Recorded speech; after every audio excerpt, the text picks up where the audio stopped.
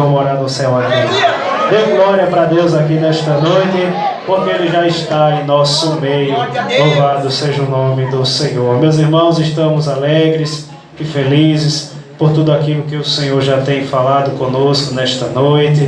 Eu estou feliz por estar mais uma vez na casa do Senhor aqui nesta congregação, tendo em vista a última vez que estivemos aqui, salvo engano, foi um culto jovem, em que Deus muito falou também comigo e, graças a Deus, também ao nosso pastor, nos proporciona a oportunidade de estarmos aqui nesta noite para podermos juntos adorarmos ao Senhor nosso Deus, e a Ele nós agradecemos esta tão rica oportunidade, bem como também ao nosso pastor Ailton Júnior, que nós nos confia de estarmos fazendo esta maravilhosa obra, que é a obra de Deus. Fico feliz por estar também revendo alguns amigos, meu amigo em particular também, nosso diácono Elson, que eu sempre digo que foi o primeiro amigo que Jesus me deu aqui quando eu cheguei em Caruaru no ano de 2015, e quando trabalhávamos ali no distrito eu não conhecia ninguém, até que eu vi o servo de Deus dentro de uma guarita lendo a Bíblia, mas ali eu creio que foi Deus que nos apresentou, e ali começou esta amizade que perdura até os dias de hoje, e eu tenho muito apreço e carinho por ele, e ele sabe disso, bem como também nosso irmão Sandoval. Eu creio que ele não lembra muito de mim não, irmãos, mas eu conheço ele desde lá da cidade de Cortez, só que eu era pequenininho, né, servo de Deus? Eu cresci um pouquinho. E aqui nós estamos servindo ao Senhor. Deus nos enviou para cá para estarmos fazendo a obra de Deus. Desde já também quero parabenizar o conjunto Rosa de Saron, que está muito lindo para a glória de Deus, e que também Deus já falou conosco através dos louvores que aqui foram entoados nesta noite.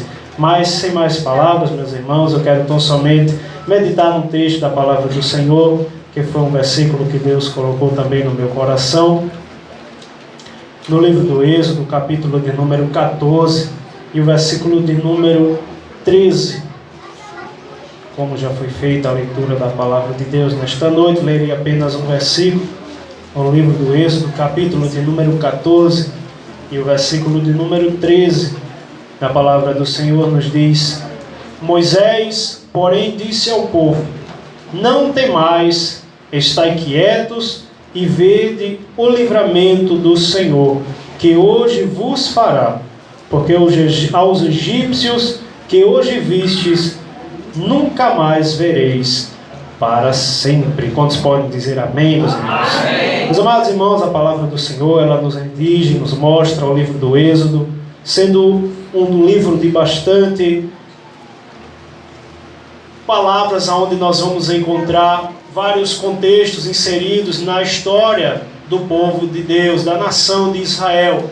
O livro do Êxodo, quando nós paramos para meditar, nós vemos que ele sim é uma continuidade de uma narrativa bíblica que havia se iniciado no livro do Gênesis. Afinal de contas, o livro do Êxodo, a palavra Êxodo vai dizer justamente, quer dizer saída, ou seja, vai falar acerca de libertação também. Pois os irmãos sabem que quando o povo de Deus estava ali no lugar, ali no Egito, os irmãos sabem que aquele povo ele nem sequer tinha nome, vivia escravizado, vivia sob o domínio ali de um faraó que havia se levantado após o falecimento de José. E os irmãos sabem que aquele homem era um homem bastante duro com aquele povo, que gostava de maltratar e fazer conforme bem quisesse ou bem desse aos seus olhos. E quando nós partimos para a narrativa do livro do Êxodo, nós vemos que ele vai continuar a história que havia sido concluída no livro do Gênesis, pois no capítulo de número 1 do livro do Êxodo, ele vai falar acerca justamente dos descendentes de Jacó no Egito, dando continuidade como eu já havia falado. Mas não somente isso, nós vemos que no versículo de número 8, do capítulo de número 1, a palavra de Deus vai dizer que estava se iniciando uma nova história após o falecimento de José. No versículo de número 8, a história, a Bíblia Sagrada nos diz: Depois se levantou um novo rei sobre o Egito, que não conhecera a José, o qual disse ao seu povo: eis que o povo dos filhos de Israel é muito, e muito mais poderoso do que nós. Veja, amados irmãos, desde aqueles tempos que o inimigo já tinha preparado um artifício para parar o crescimento do povo de Deus.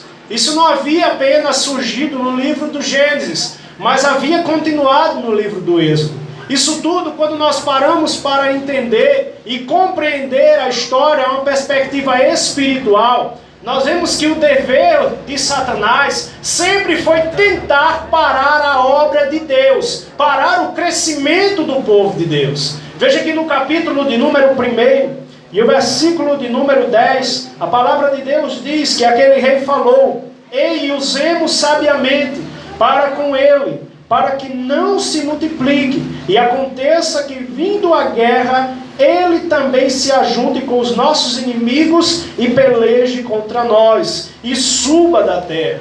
Aquele homem, aquele faraó que estava ali, ele ainda não entendia que aquele povo futuramente não precisaria se aliar a ninguém para vencer as batalhas, porque aquele povo não teria um Deus como os deuses do Egito, mas um único Deus que seria suficiente para suprir todas as suas necessidades. Mas até então, aquelas pessoas que estavam no Egito ainda não tinham sido particularmente apresentadas ao Deus único e verdadeiro. Mas vemos que, podemos dizer que por trás das cortinas, Deus já estava trabalhando em favor do seu povo. Mas, irmão, de que forma que Deus estava trabalhando sem se apresentar para o seu povo? Veja no capítulo de número 1 e o versículo de número 11, onde a palavra do Senhor diz: e os egípcios puseram sobre eles maiorais de tributos, aumentaram taxas de imposto, para os afligirem com as suas cargas, e edificaram Faraó cidade de tesouros, Pitom e Ramsés. Observe. Mas, versículo 12, quanto mais os afligiam, tanto mais se multiplicavam, e tanto mais cresciam, de maneira que se enfadavam por causa dos filhos de Israel.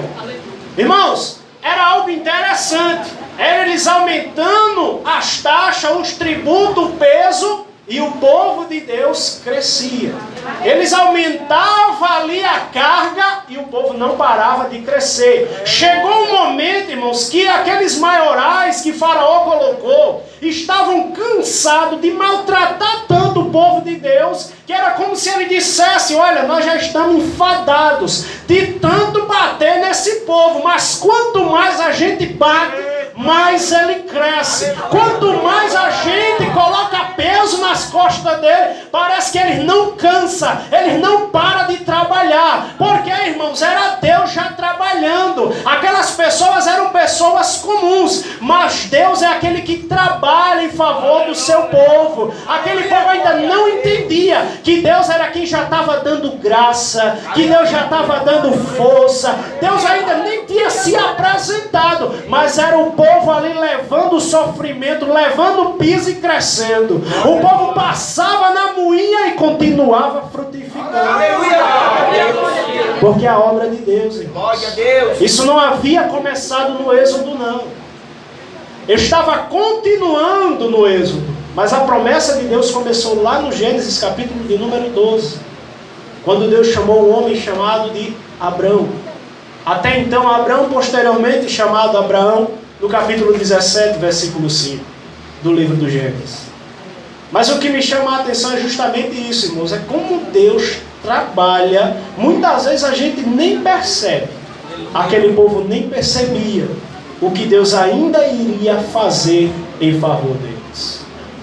No versículo de número 13, a palavra do Senhor diz: e os egípcios faziam servir os filhos de Israel com dureza. Assim lhes fizeram amargar a vida com dura servidão, em barro e os tijolos, e com todo o trabalho no campo, com todo o seu trabalho no campo, com todo o seu serviço, em que os serviram com dureza. Era uma vida difícil, irmãos. Era uma vida complicada. O povo não tinha opção de escolha. Eram tempos difíceis. Mas quando, irmãos, a gente parte para o capítulo 1, versículo de número 15, agora, Faraó não tinha mais outra escolha e começou a querer ir nas raízes, ou seja, ir lá no nascimento daqueles bebês. Porque sendo assim, como o bebê iria crescer e dar fruto a outras pessoas? Era impossível. Mas até isso Deus já estava cuidando de trabalhar também.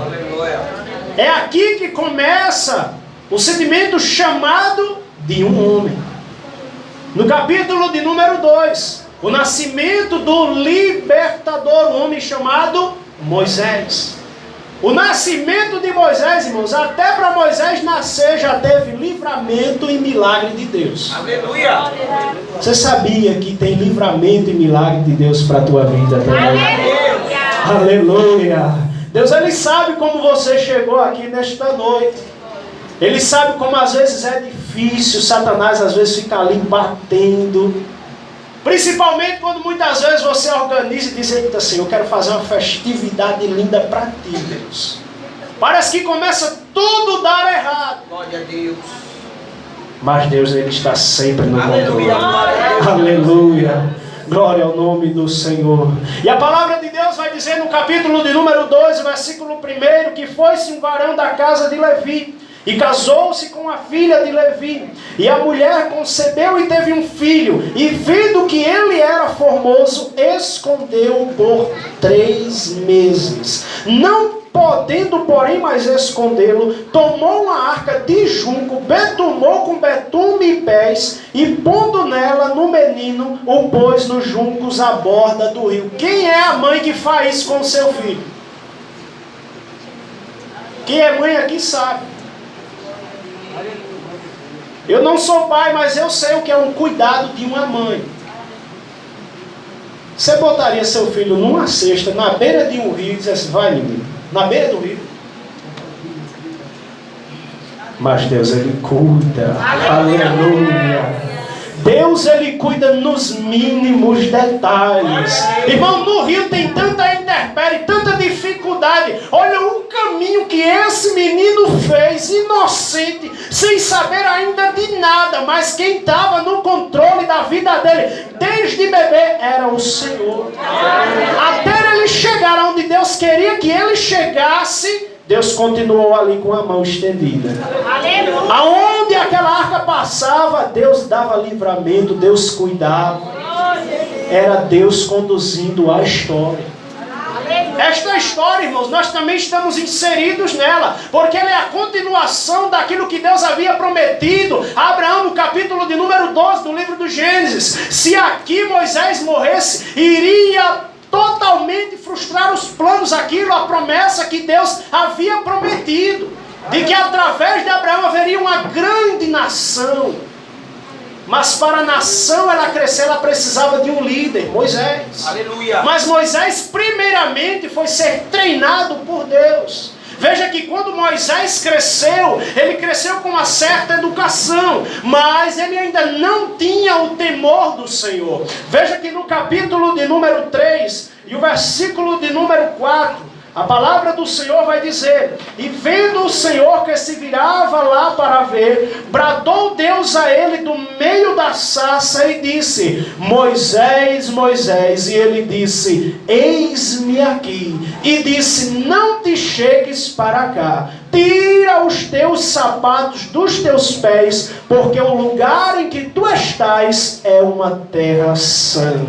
Aleluia. Moisés ainda não tinha sido apresentado, irmãos, da forma que nós já sabemos. Mas Moisés ainda não conhecia o Deus verdadeiro na sua plenitude. Ali Deus apareceu naquela sarça ardente, mas Moisés não entendia muito bem. Por isso Moisés teve a audácia de dizer: vou me virar e vou olhar para aquela sarça. Ou seja, era uma atitude de irreverência. Foi por isso que Deus chamou a atenção de Moisés, dizendo: tira as sandálias dos teus pés. Isso é um sinal de submissão e de obediência. E quando Deus disse: porque o lugar que tu estás é terra santa, não era porque aquele lugar ali específico era uma terra santa, mas sim porque aonde Deus está, aonde Deus habita, é lugar santo. Aonde você está nesta noite é um lugar santo. A casa de Deus é um lugar santo. É por isso que Deus exige santidade, adoração somente a Ele. É por isso que nós estamos aqui nesta noite para dizer: Senhor, só Tu és santo,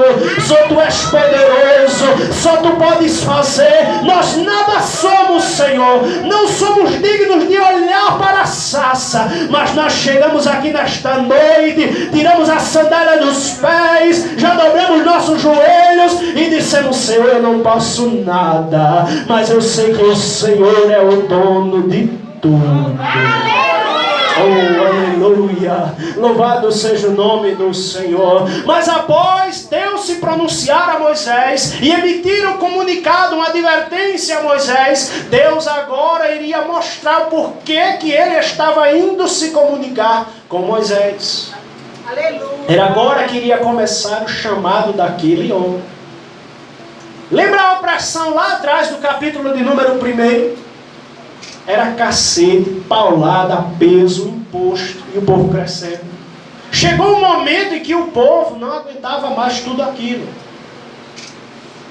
A gente só vai, irmão, até onde Deus permite. Aleluia. Você só chega até onde Deus permite. Aleluia. O peso é só o seu limite, aquilo que Deus permite que você carregue, aquilo que você está passando. Mas chegou um momento em que Deus se apresentou a Moisés e disse: Moisés, chegou o dia do basta.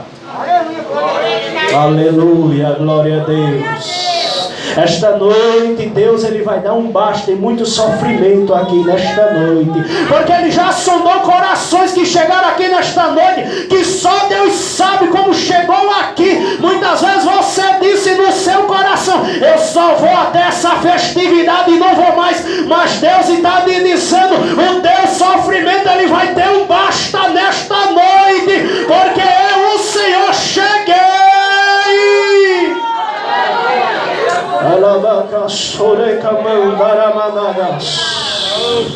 Aleluia. Moisés agora cobriu sua vista, temeu a presença de Deus, e Deus agora se pronúncia a Moisés no versículo de número 7. E Deus diz a Moisés: eu tenho visto atentamente a aflição do meu povo. Mas veja que Deus ele não diz: Moisés, eu não somente tenho visto, mas no versículo de número 8, a palavra de Deus vai dizer que Deus, além de ver, ele escuta. Mas além de ver e escutar, Deus ele também desce para dar livramento para os seus. Aleluia, glória a Deus. Ele está aqui nesta noite e já está falando conosco, e está dizendo: eu estou descendo nesta noite com livramento. Oh, aleluia. Glória ao nome do Senhor Jesus. Aleluia. Aonde o povo estava, irmão, era como se fosse um poço. Era como se o povo estivesse no fundo do poço, não tinha mais saída. Mas quando Deus ele foi falar com Moisés, no versículo de número 8, Deus disse: portanto, eu desci para lá livrá-lo da mão dos egípcios e fazê-los subir daquela terra. Aleluia! Você pode ter chegado aqui nesta noite no fundo do poço, mas tem uma mão forte nesta noite, estendida sobre a tua vida, sobre a tua família. Oh, aleluia. Deus ele está dizendo a alguém aqui: eu estou indo de encontro a ti para te tirar do lugar onde tu estás, porque eu tenho algo muito grande e maior na tua vida. Chegaste aqui no fundo do poço, mas eu estou estendendo a mão nesta noite para te tirar do lugar onde tu estás, porque eu tenho mudança para a tua vida. É noite de mudança. Aleluia. Eu não tenho o costume de fazer isso, mas olha para esta pessoa que está aí do teu lado e diga: irmã, esta noite